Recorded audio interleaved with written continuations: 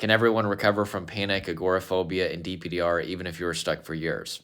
It's a great question. So number one, remember neuroplasticity. The brain is plastic, meaning that you can change the neural pathways in your brain if you change the state of the body. Particularly, you need to do things that communicate safety to the body. I always talk about the core four: self-regulation, co-regulation, exposure, and something technically called cognitive restructuring, getting the right information, learning how your brain, body, nervous system work, and going through the process of renewing your mind to that, because a lot of fear comes in through misinformation or lack of information that creates resistance of the symptoms, obsession with the symptoms, things like that.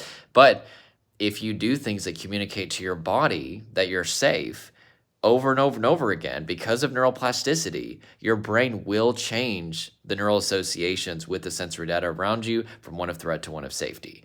And what that means is you'll leave fight, flight, freeze response, which is what's producing these symptoms. You'll go back into what's called your social engagement system, which is the part of your nervous system that turns online whenever your brain perceives safety. This is where you're going to feel safely embodied. You're going to feel connected to your environment. You're going to feel adventurous. You're going to be able to have full access to your prefrontal cortex, logical, critical, creative, contextual thinking, and you're just going to feel normal.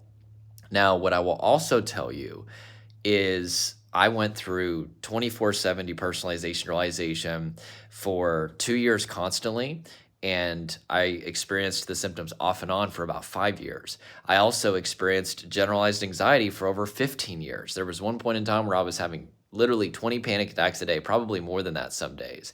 Also, I had not just agoraphobia, but claustrophobia, severe health anxiety, existential OCD, and just a whole gamut of symptoms. And all of those things are gone today. All right. Now, did it take a lot of work? Did it take time to get back into my body and befriend my body and get rid of all the tension, adrenaline, and emotion and fatigue? Did I have to walk away from some toxic and abusive people? Did I have to make sure that I was prioritizing sleep and nutrition and hydration and make sure that I was listening to my body? Yes. And I had to get the right information and start to renew my mind to that. It took a lot of work compared to what a lot of people try to do, which are basically quick fixes, but my results have been sustained. And this is what I do with my clients, and it works. And I have been helping people for 7 years overcome all of those symptoms. And I will tell you, it works.